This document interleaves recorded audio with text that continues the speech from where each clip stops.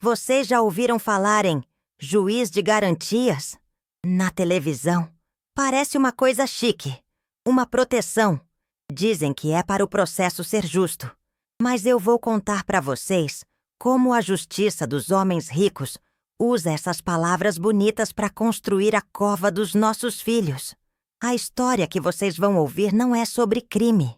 É sobre como a lei pode ser a arma mais cruel de todas. Se você tem um coração forte, me acompanhe, siga este perfil e comente o que faria no meu lugar. A televisão estava ligada, mas o som era só um zumbido na minha cabeça, igual abelha em flor de cemitério. Na tela, o rosto do meu Tiago.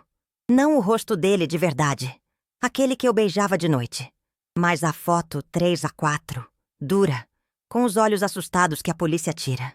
A moça do jornal, com seu cabelo perfeito e dentes brancos, falava as palavras chefe do tráfico, criminoso de alta periculosidade.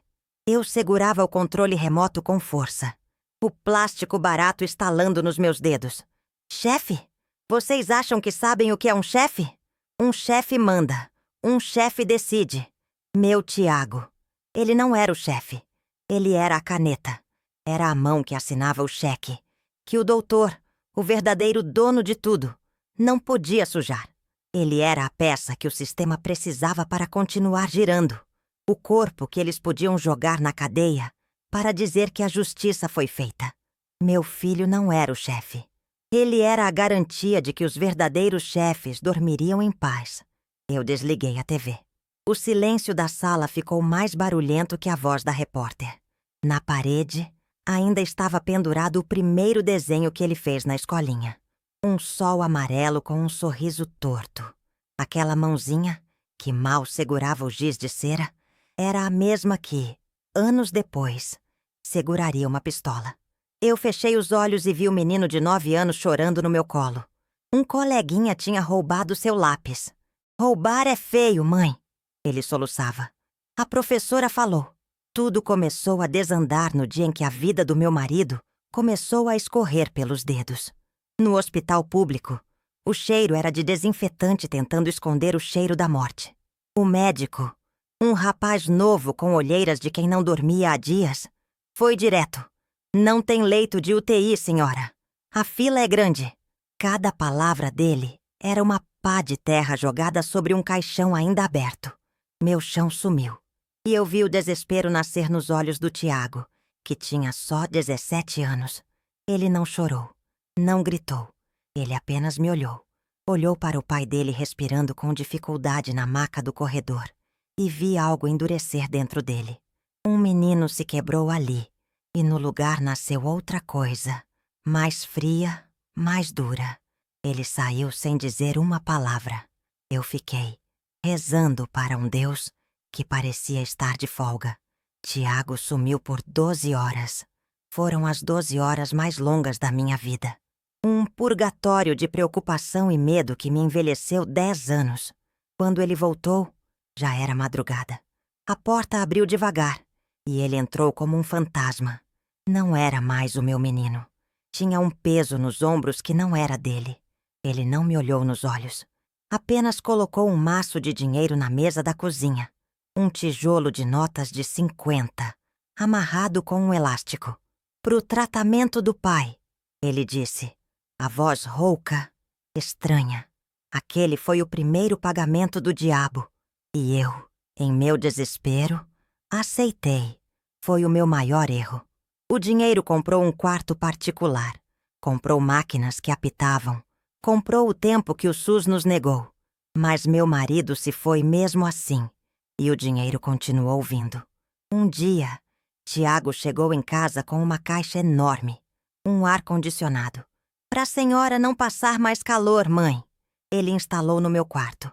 Naquela noite, eu deitei na cama e senti o ar gelado no rosto. Tive uma ânsia de vômito.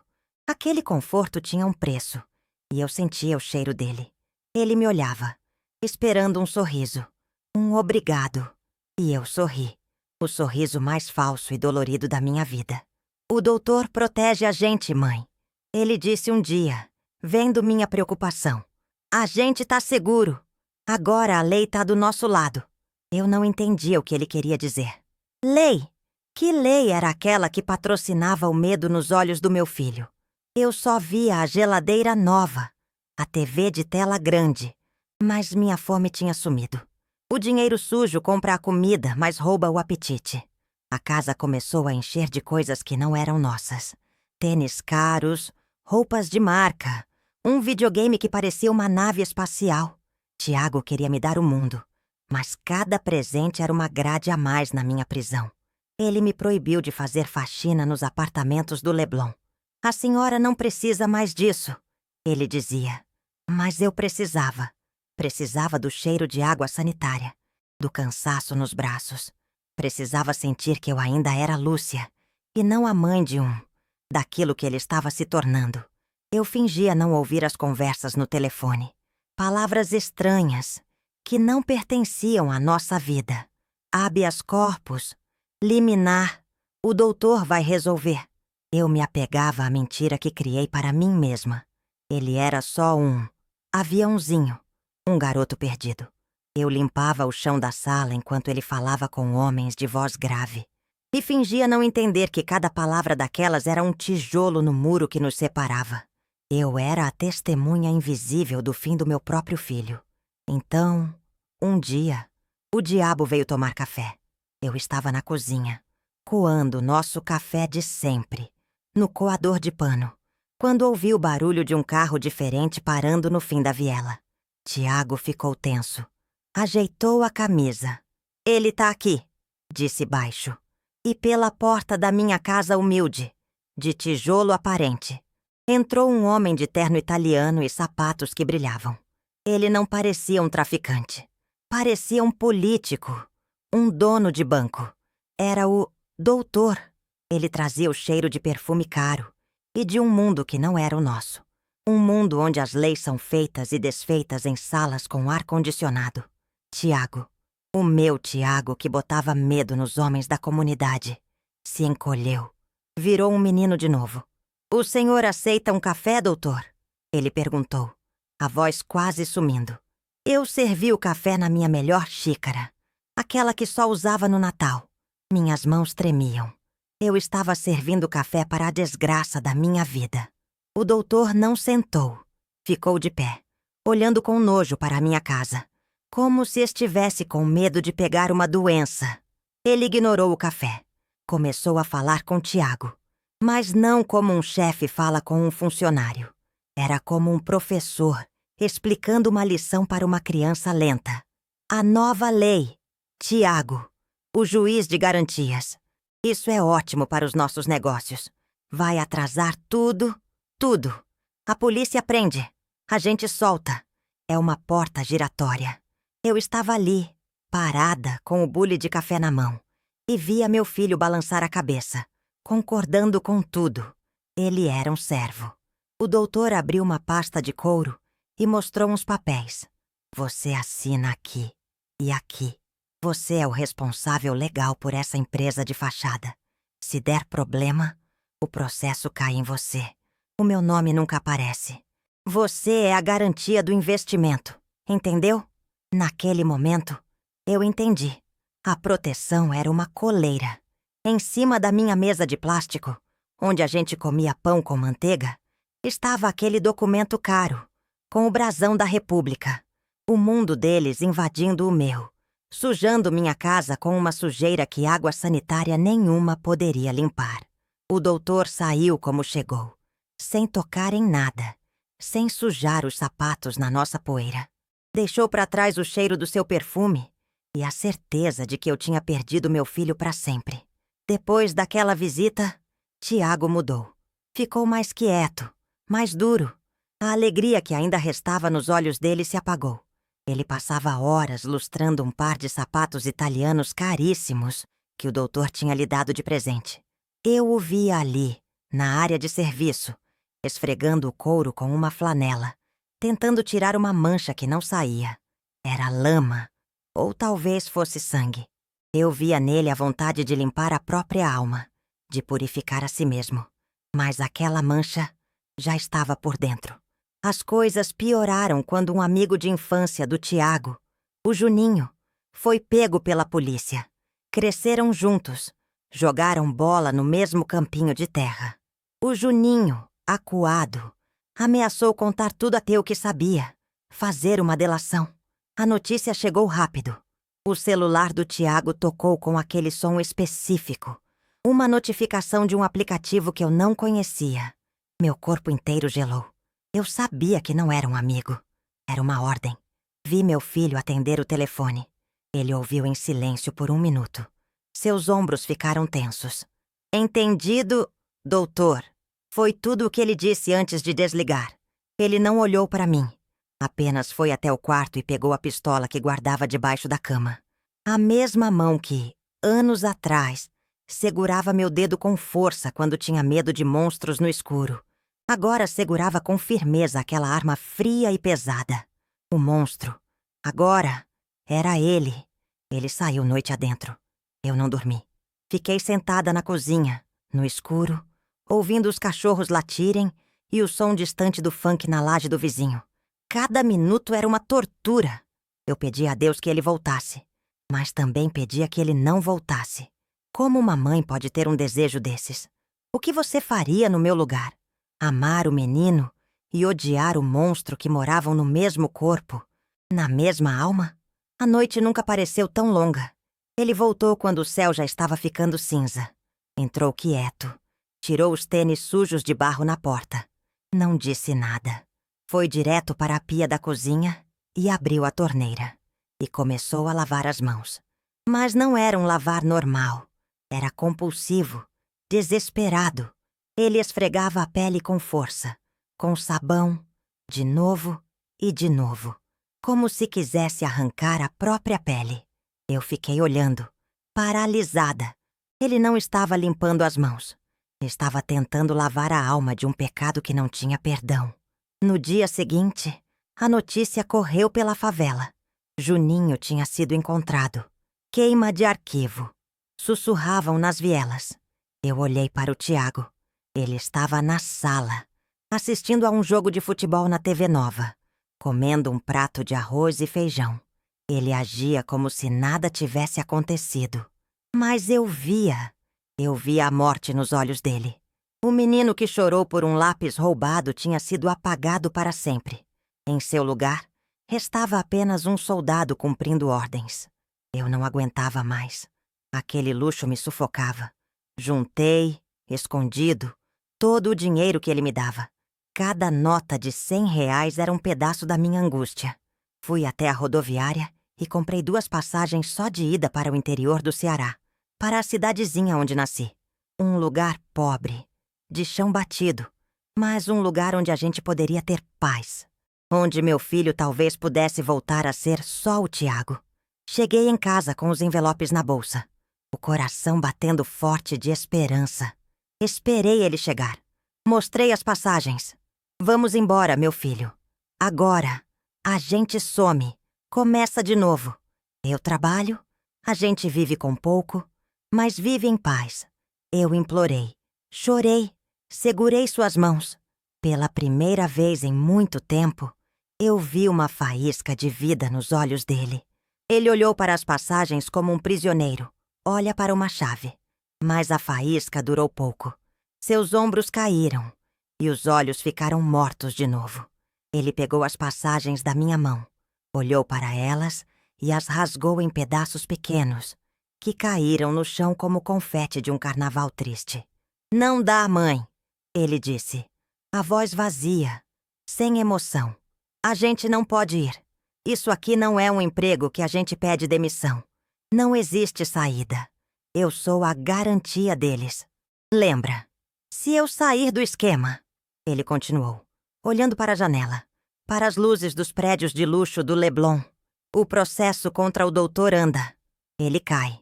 E se ele cair, ele me leva junto. E aí quem morre sou eu. E talvez a senhora também." Foi a primeira vez que ele admitiu o perigo que ocorria. A proteção dele era a minha jaula. Estávamos presos, eu e ele, numa teia de aranha tecida com fios de leis e dinheiro. A fuga tinha sido só um sonho. A vida continuou nesse ritmo de pesadelo. Eu acordava, fazia café, limpava a casa e fingia que a comida não tinha gosto de cinzas, que o ar-condicionado não me dava calafrios, que o meu filho ainda era meu. Eu me tornei uma atriz no palco da minha própria tragédia. Ele também fingia. Me trazia presentes, perguntava se eu precisava de alguma coisa, mas nós dois sabíamos que estávamos vivendo uma mentira. Éramos dois fantasmas numa casa assombrada por nós mesmos, até que a casa caiu. Ou melhor, eles a derrubaram. Numa manhã de quarta-feira, o som do helicóptero rasgou o céu. Depois vieram os gritos, os cachorros latindo, o barulho pesado das botas no beco. Operação policial. O caveirão parou na entrada da nossa viela. Uma barata de aço cuspindo homens de preto. Eu sabia que era por ele. Corri para o quarto dele. Ele estava na janela, olhando. Não parecia assustado. Parecia resignado, como se estivesse esperando por aquilo. Ele pegou o celular, a sua única arma naquele momento. Eu ouvi discar o número do doutor. Ele encostou o telefone na orelha e eu pude ouvir a voz do outro lado, fina e metálica. Doutor, eles estão aqui. A casa tá cercada. Me tira daqui. A voz do meu filho era um fio de esperança. Ele ainda acreditava na proteção, na lei que estava do lado dele. Eu vi seu rosto mudar enquanto ouvia a resposta. A esperança se desfez, substituída por choque e depois por um vazio absoluto. Ele desligou o telefone e olhou para mim. E me disse o que o homem do terno caro falou. A voz dele era um sussurro. Ele disse: "Se entregue, Tiago. É o melhor para os negócios. Você pega alguns anos. A gente recorre. O processo principal não anda. E sua mãe continua recebendo a pensão mensal. Você é a nossa garantia. Cumpra o seu papel." A proteção não era um escudo. Era uma sentença. Ele foi a peça de sacrifício no tabuleiro dos ricos. A polícia arrombou a porta. Eles entraram gritando, com fuzis apontados. Viram o Tiago parado no meio da sala, de mãos para o alto. Ele não resistiu. Não havia mais luta dentro dele. Eu vi eles o jogarem no chão, colocarem as algemas nos pulsos dele. A mesma mão que eu segurei para ele não ter medo do escuro. Eu gritei, eu chorei. Eu tentei ir até ele, mas um policial me segurou. "Calma, tia. É só o nosso trabalho." Trabalho. Eles chamavam aquilo de trabalho. Levaram meu filho. A casa ficou em silêncio de novo. Mas era um silêncio diferente. Era o silêncio do fim. A casa estava revirada, suja com as marcas das botas deles. Mas o que estava em ruínas era a minha alma. Sentei no chão da sala, no meio da bagunça. E chorei por horas. Chorei pelo menino do lápis roubado, pelo jovem que quis salvar o pai e pelo monstro que ele foi forçado a se tornar. Chorei porque, no fundo, eu sabia que aquele era o único final possível. A primeira visita na prisão foi a pior. O cheiro de mofo e tristeza, as paredes cinzas, os uniformes que apagam a identidade de quem os veste. Ele estava mais magro, com os olhos fundos. Sentamos um de frente para o outro, separados por um vidro grosso e sujo. Pegamos os telefones para conversar. Eu não sabia o que dizer. "Você tá comendo direito, meu filho?" Foi a única estupidez que consegui perguntar. Ele deu um sorriso fraco. "A comida aqui não é igual à sua, mãe." Ficamos em silêncio. Na parede da sala de visitas, uma televisão velha estava ligada num canal de notícias. E então, o rosto do doutor apareceu. Ele não estava sendo preso. Estava sendo entrevistado. Com seu terno impecável e seu ar de autoridade, ele agora era um comentarista político, um especialista. Falava com a maior seriedade sobre a importância das garantias legais para a democracia. Ele usava as mesmas palavras que usou na minha cozinha. O juiz de garantias é um avanço civilizatório, essencial para evitar os abusos do Estado e garantir um processo justo para todos os cidadãos. Todos os cidadãos? Ele falava aquilo enquanto o meu filho, a garantia dele, Apodrecia numa cela superlotada. A hipocrisia era tão grande que eu senti o gosto de bile na minha boca. Tiago seguiu meu olhar e viu a imagem na TV. Ele não teve reação. Apenas baixou a cabeça e olhou para as próprias mãos. O tempo da visita acabou. Um guarda bateu no vidro. Eu me levantei. Eu te amo, meu filho, eu disse no telefone, a voz embargada. Eu também te amo, mãe. Me perdoa, ele respondeu. E foi a última vez que o vi. 2 semanas depois, ele foi morto numa rebelião. O sistema que o usou o descartou. Hoje, eu estou sozinha. A TV de tela grande quebrou. A geladeira nova faz um barulho estranho. O ar-condicionado eu nunca mais liguei. Prefiro o calor, o suor, o ar pesado da favela. É mais honesto. Às vezes eu ligo a TV e vejo o doutor. Ele virou um homem importante. Dá palestras, escreve artigos, defende a justiça. Ninguém nunca vai saber que a carreira brilhante dele foi construída sobre o corpo do meu menino. Eles me tiraram o menino que tinha medo de roubar lápis. E me deram um monstro protegido pela lei. Depois, me tiraram o monstro e não me devolveram nada. Só esse vazio. Vocês, que estão me ouvindo, talvez achem que isso é só mais uma história de crime. Mas não é. É uma história sobre a justiça. A justiça que tem 2 pesos e 2 medidas.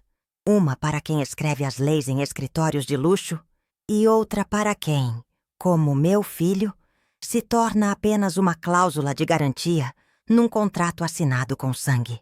O processo do meu filho correu rápido. Teve prisão, teve condenação, teve morte. Foi um processo eficiente. Já o processo do doutor, o verdadeiro chefe, o dono de tudo, esse nunca vai nem começar. A garantia funcionou perfeitamente. O sistema se protegeu.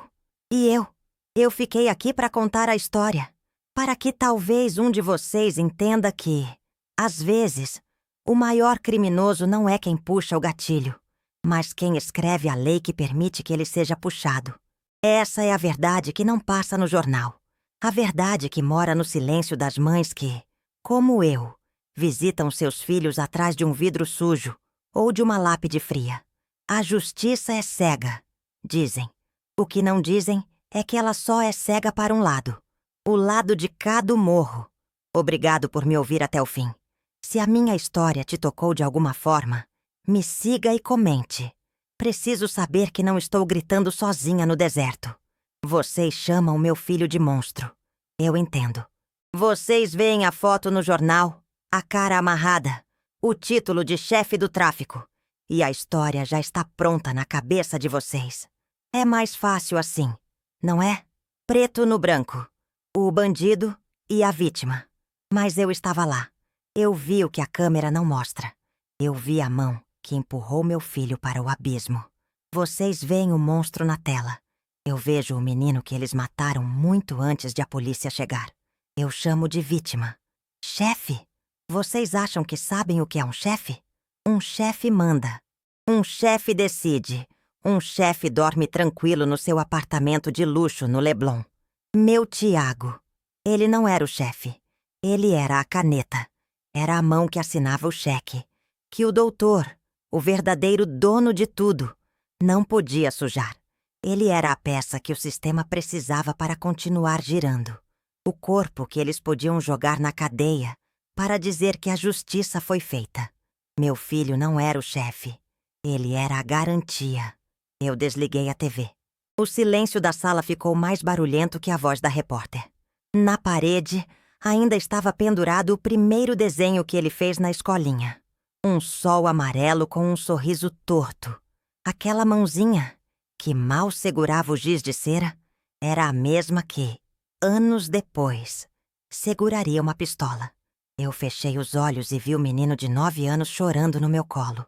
Um coleguinha tinha roubado seu lápis. "Roubar é feio, mãe", ele soluçava. A professora falou. Ele não nasceu assim. Ninguém nasce. Eles o fizeram. E eu sei exatamente quando a semente do mal foi plantada. Não por ódio, mas por desespero. Não foi numa viela escura, com o barulho de um tiro. Foi no corredor branco e silencioso de um hospital público, sob a luz fria de uma lâmpada fluorescente que piscava. Tudo começou a desandar no dia em que a vida do meu marido começou a escorrer pelos dedos, e a justiça dos homens nos negou até o direito de lutar. Tudo começou a desandar no dia em que a vida do meu marido começou a escorrer pelos dedos. No hospital público, o cheiro era de desinfetante tentando esconder o cheiro da morte. O médico, um rapaz novo com olheiras de quem não dormia há dias, foi direto, sem anestesia na alma. Não tem leito de UTI, senhora. A fila é grande. Cada palavra dele era uma pá de terra jogada sobre um caixão ainda aberto. Meu chão sumiu, e eu vi o desespero nascer nos olhos do Tiago, que tinha só 17 anos. Ele não chorou, não gritou. Ele apenas me olhou. Olhou para o pai dele respirando com dificuldade na maca do corredor, e eu vi algo endurecer dentro dele.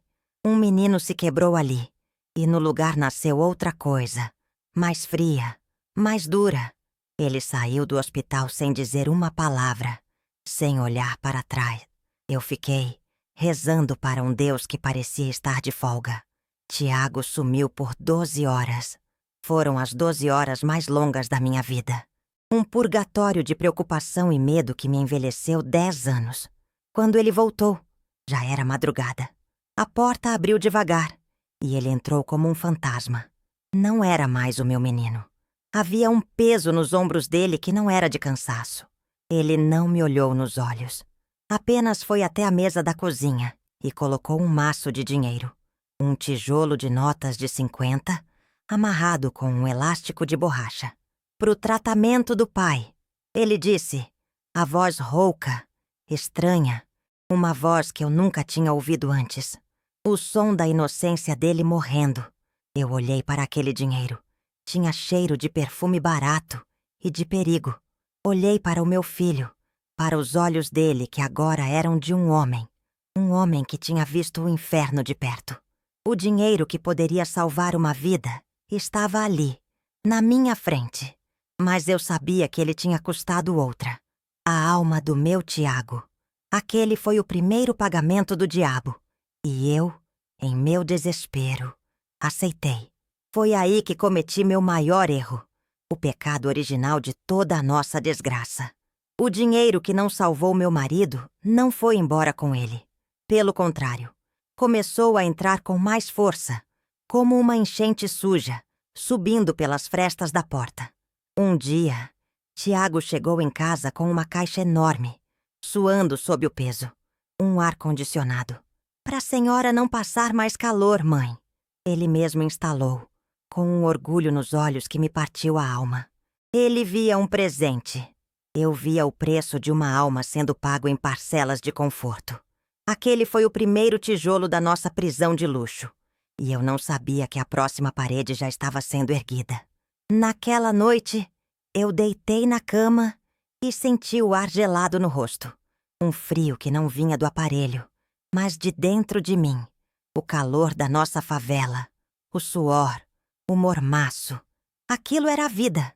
Aquele ar artificial, gelado. Tinha o cheiro do necrotério onde eu dei o último beijo no meu marido. Tive uma ânsia de vômito, uma vontade de abrir a janela e deixar o barulho e o cheiro da nossa vida de verdade entrar. Eu sorri para o Tiago quando ele veio me dar boa noite. Mas, por dentro, eu estava congelando de um jeito que ar-condicionado nenhum poderia explicar. Ele me olhava, esperando um sorriso, um obrigado. E eu sorri, o sorriso mais falso e dolorido da minha vida. O doutor protege a gente. Mãe, ele disse um dia, vendo a preocupação nos meus olhos que eu não conseguia mais esconder. A gente tá seguro. Agora a lei tá do nosso lado. Eu não entendia o que ele queria dizer. Lei? Que lei era aquela que patrocinava o medo nos olhos do meu filho? Eu só via a geladeira nova, a TV de tela grande, mas minha fome tinha sumido. O dinheiro sujo compra a comida, mas rouba o apetite. A casa começou a encher de coisas que não eram nossas. A geladeira, antes quase sempre vazia, Agora vivia cheia de iogurte, de carne de primeira, de coisas que eu só via nos carrinhos de compra das patroas no Leblon. Mas cada vez que eu abria aquela porta e via aquela luz branca iluminando a fartura, meu estômago se revirava. A comida tinha gosto de cinzas. Era como se eu estivesse comendo a felicidade que roubaram de outra mãe, de outra família. Aquele conforto era uma indigestão moral que não passava nunca. Ele me proibiu de fazer faxina nos apartamentos da Zona Sul. A senhora não precisa mais disso, mãe. Agora a senhora é uma rainha, ele dizia, todo orgulhoso. Mas eu precisava. Precisava do cheiro de água sanitária, do cansaço nos braços no fim do dia. Precisava sentir que eu ainda era Lúcia, e não a mãe de daquilo que ele estava se tornando. Ele me deu um castelo, mas me tirou o chão. Eu estava presa naquela casa, cercada de objetos caros que gritavam o nome do pecado do meu filho. Eu fingia não ouvir as conversas no telefone. Palavras estranhas, que não pertenciam à nossa vida, começaram a fazer parte da trilha sonora da minha casa. Habeas corpus. Liminar. O doutor vai resolver. Eu me apegava à mentira que criei para mim mesma. Ele era só e aviãozinho. Um garoto perdido. Eu limpava o chão da sala enquanto ele falava com homens de voz grave. E fingia não entender que cada palavra daquelas era um tijolo no muro que nos separava. Eu era a testemunha invisível do fim do meu próprio filho. Às vezes, eu o via assistindo ao jogo de futebol na TV de 70 polegadas que ele comprou. Ele gritava com o juiz, xingava o atacante. Um menino normal. Mas então o celular tocava com aquele som específico. Uma notificação de um aplicativo que eu não conhecia. E o rosto dele mudava. Ficava frio, duro. Ele ouvia, dizia, entendido, e desligava. E voltava a ver o jogo como se nada tivesse acontecido. E eu me lembrava dele, com 6 anos, chorando por 1 hora porque tinha pisado sem querer numa formiga. Onde estava aquele menino? O que fizeram com ele? Então, um dia, o diabo veio tomar café. Eu estava na cozinha, coando nosso café de sempre, o cheiro familiar enchendo o ar, quando ouvi o barulho de um carro diferente parando no fim da viela. Um som liso, caro, que não pertencia ao nosso mundo de motor de moto e chinelo arrastando. Tiago ficou tenso na mesma hora. Ajeitou a camisa como se fosse para uma entrevista de emprego. "Ele tá aqui", disse baixo. E a voz dele não era de chefe. Era de um menino com medo do diretor da escola. E pela porta da minha casa humilde, de tijolo aparente e chão de cimento queimado, entrou um homem que não combinava com nada dali. Ele usava um terno italiano que devia custar mais que a minha casa inteira. E sapatos que brilhavam tanto que pareciam molhados. Ele trazia o cheiro de perfume caro e de um mundo onde as leis são feitas e desfeitas em salas com ar-condicionado. Tiago, o meu Tiago que botava medo nos homens da comunidade, se encolheu. Virou um menino de novo. "O senhor aceita um café, doutor?" Ele perguntou, a voz quase sumindo. "Um fio." Eu peguei a minha melhor xícara. Aquela que só usava no Natal, e servi o café forte que ele gostava. Minhas mãos tremiam tanto que a xícara batia no pires, fazendo um barulhinho de pânico. Eu estava ali, uma diarista, servindo café para a desgraça da minha vida. Eu, que sempre protegi meu filho, agora servia o homem que o estava devorando vivo, por dentro, e ele nem percebia. O doutor não sentou, ficou de pé, olhando com nojo para os meus móveis, para as minhas paredes, como se estivesse com medo de pegar uma doença. Ele ignorou o café. Começou a falar com Tiago, mas não como um chefe fala com um funcionário.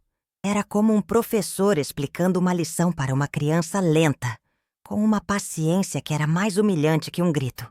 "A nova lei! Tiago, o juiz de garantias. Isso é ótimo para os nossos negócios. Vai atrasar tudo.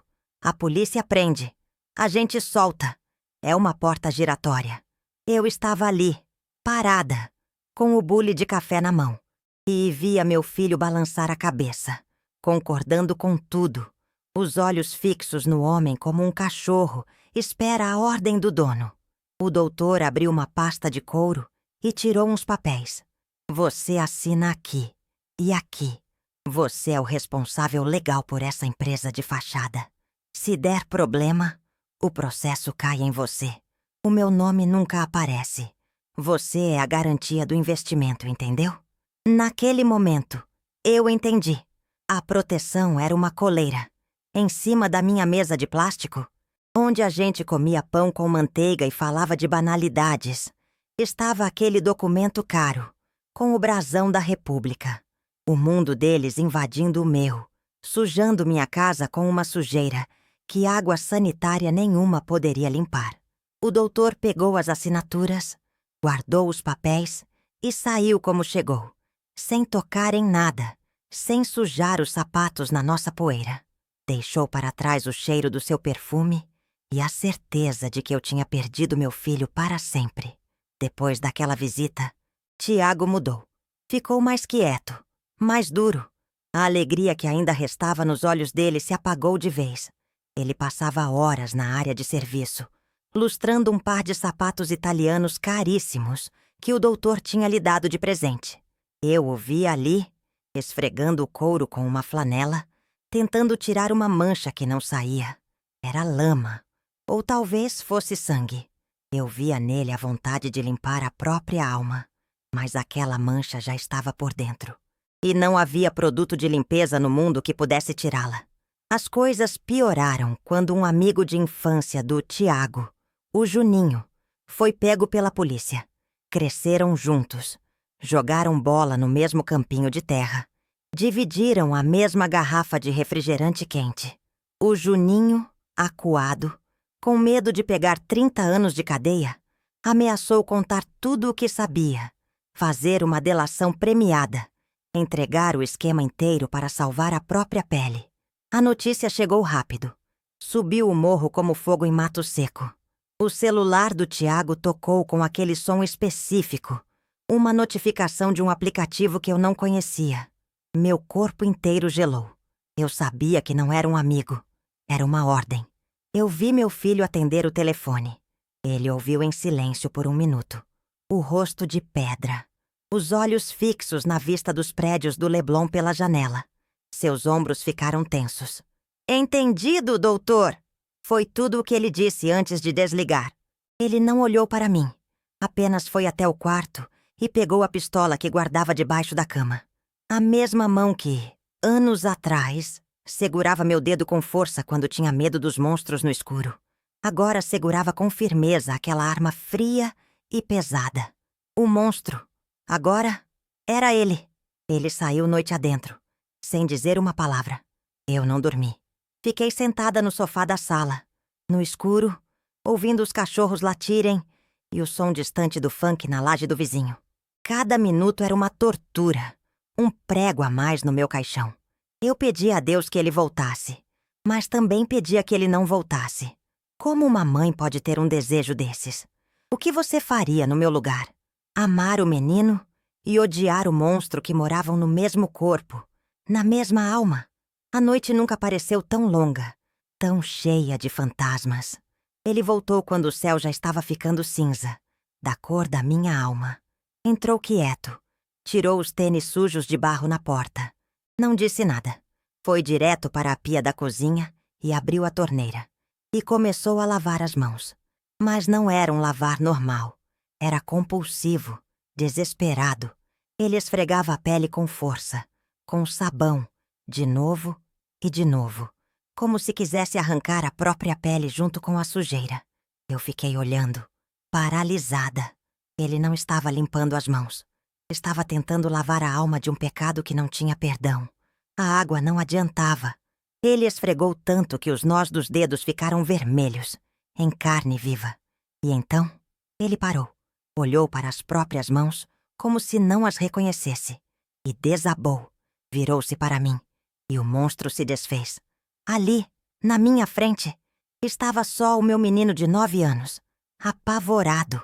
Ele caiu de joelhos no chão da minha cozinha e chorou. Um choro que não era de tristeza, era de morte. Um choro que vinha do fundo de uma alma que acabava de ser assassinada. Ele agarrou minhas pernas e soluçou. Me perdoa, mãe. Me perdoa. Eu o levantei do chão.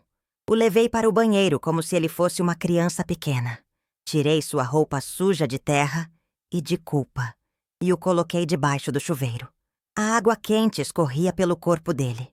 Um corpo de homem, forte, mas que tremia como uma vara verde. Eu passei o sabonete nos seus ombros, nas suas costas, tentando limpar não a sujeira, mas o ato, tentando apagar a ordem do doutor. Cada gota de água era uma lágrima minha, uma prece silenciosa para que aquele banho lavasse também a minha culpa, por ter deixado tudo chegar àquele ponto. Quando o tirei do banho e comecei a secá-lo com a toalha, eu olhei nos olhos dele e eu vi. Estavam vazios. O brilho, a raiva, o medo, tudo tinha sumido. Eram como as janelas de uma casa abandonada. Naquela madrugada, na pia da minha cozinha, meu filho tinha morrido. O que saiu do chuveiro era só o corpo dele. Uma casca oca que o sistema do doutor ainda usaria por mais um tempo. Eu sequei o corpo do meu filho, mas a alma dele tinha se afogado naquela noite. E não havia toalha no mundo que pudesse trazê-la de volta. Eu não aguentava mais. Aquela casa tinha virado um mausoléu de luxo. Um túmulo gelado com ar-condicionado. Cada objeto caro era uma lápide. O corpo do meu filho ainda andava, falava, comia. Mas a alma dele tinha sido enterrada naquela madrugada, na pia da cozinha. Eu olhava para ele, para aquela casca vazia, e tomava uma decisão. Eu não ia deixar o diabo levar o corpo também.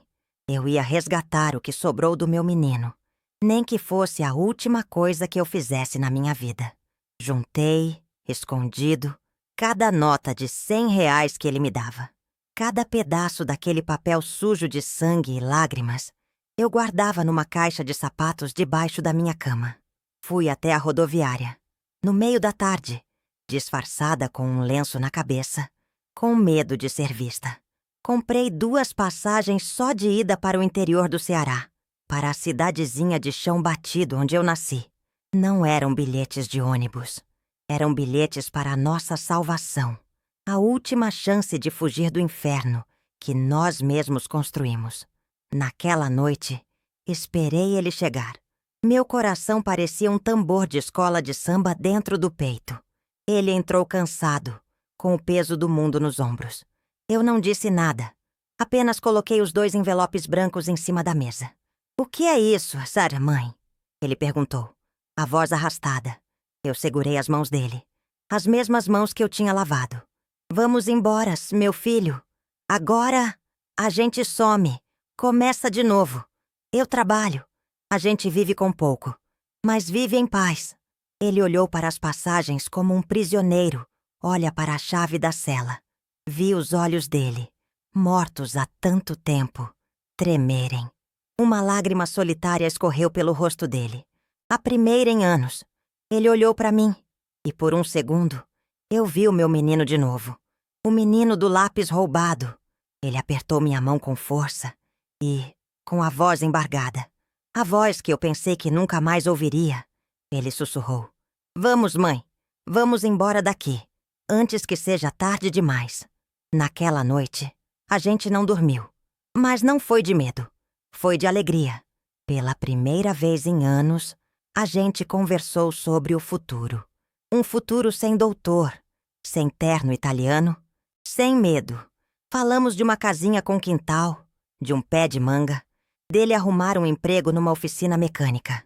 Eu prometi que faria o baião de 2 que ele tanto gostava. A gente ria, a gente chorava. A esperança, que eu pensei estar morta e enterrada, tinha ressuscitado na minha cozinha. Fizemos uma mala, uma só, bem pequena. Ele não quis levar nenhuma das roupas de marca, nenhum dos tênis caros. Pegou só uma calça jeans velha, umas camisetas e a camisa do time de futebol da escola. Eu coloquei uma foto amarelada do pai dele e a minha santinha de proteção. A mesma mão que eu vi segurar uma arma com tanta firmeza, agora dobrava com um cuidado infinito uma camisa velha. como se fosse a coisa mais preciosa do mundo. Estávamos deixando o luxo e a desgraça para trás. A mala ficou ali, do lado da porta, como uma promessa. O ônibus saía às 6 da manhã. De madrugada, eu fui no quarto dele. Ele dormia. E, pela primeira vez em muito tempo, ele dormia em paz, sem pesadelos, sem se mexer, sem suar frio. O rosto dele estava sereno. Parecia um anjo. Eu acreditei que a gente tinha vencido. Rezei agradecendo a Deus por ter me devolvido meu filho. Mal sabia eu que, enquanto eu rezava, o diabo não dormia e já tinha movido a sua última peça no tabuleiro. O barulho do despertador, às 4 da manhã, soou como um sino de igreja, anunciando a nossa ressurreição.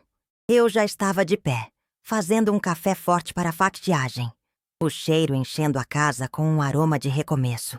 A mala pequena estava ali, encostada na porta, uma promessa silenciosa de liberdade.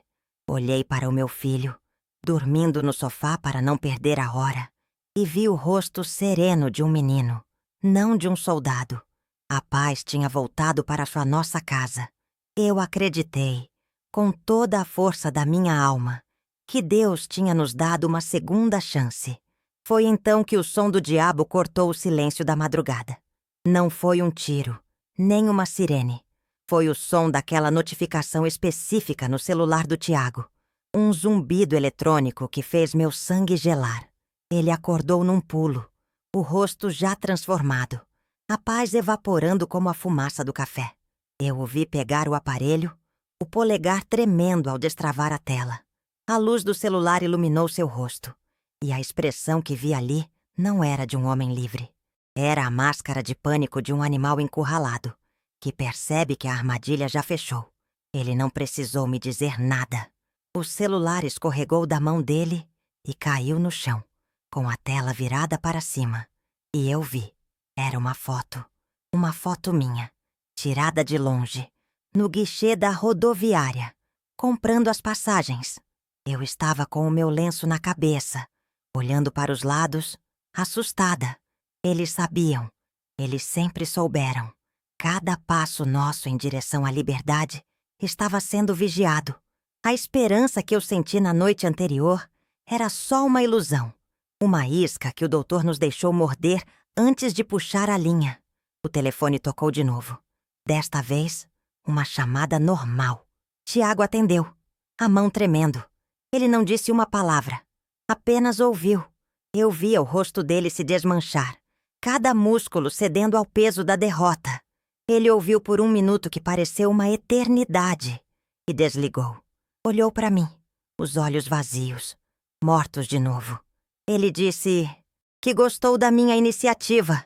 Tiago sussurrou, a voz rouca, mas que eu preciso lembrar que a garantia do investimento dele tem um nome, e o nome dela é Lúcia. A coleira não era de couro, não era de metal. Era feita do meu nome, do meu amor por ele e do dele por mim. A nossa fuga tinha acabado antes de começar. Em silêncio, ele se abaixou, pegou a mala e a colocou de volta no quarto. Começou a desfazê-la, peça por peça. A camisa do time da escola voltou para as gavetas. A foto do pai dele, para a caixa de sapatos. Cada gesto era um enterro. A nossa prisão não tinha grades de ferro. Tinha as paredes daquela casa e o amor que sentíamos um pelo outro. Agora, era só esperar pelo fim. A primeira visita na prisão foi a pior. O cheiro de mofo e tristeza, as paredes cinzas, os uniformes que apagam a identidade de quem os veste. Ele estava mais magro, com os olhos fundos. Sentamos um de frente para o outro, separados por um vidro grosso e sujo. Pegamos os telefones para conversar. Eu não sabia o que dizer. Você tá comendo direito, meu filho? Foi a única estupidez que consegui perguntar. Ele deu um sorriso fraco. A comida aqui não é igual à sua, mãe. Ficamos em silêncio, olhando um para o outro, até que ele olhou para a TV na parede. Na tela, o rosto do doutor. Não na cadeia, mas num programa de entrevistas, como especialista. Ele falava, com a maior seriedade do mundo, sobre como o juiz de garantias era um avanço para a democracia, uma proteção para o cidadão. Ele usava as mesmas palavras que usou na minha cozinha. Tiago viu a imagem, e o pouco de vida que restava nele se apagou. Ele só baixou a cabeça e disse: "Me perdoa, mãe." 2 semanas depois, ele foi morto numa rebelião. O sistema que o usou o descartou como um copo de plástico. Hoje, eu estou sozinha. A TV de tela grande quebrou. O ar-condicionado eu nunca mais liguei. Prefiro o calor, o suor, o ar pesado da favela. É mais honesto. Às vezes eu ligo a TV e vejo o doutor. Ele virou um homem importante, dá palestras, defende a justiça. O processo do meu filho correu rápido. Teve prisão, teve condenação, teve morte. O do doutor, o verdadeiro chefe, esse nunca vai nem começar. A garantia funcionou perfeitamente. O sistema se protegeu. E eu fiquei aqui para que vocês saibam que a justiça não é cega. Ela só enxerga bem quem pode pagar por ela.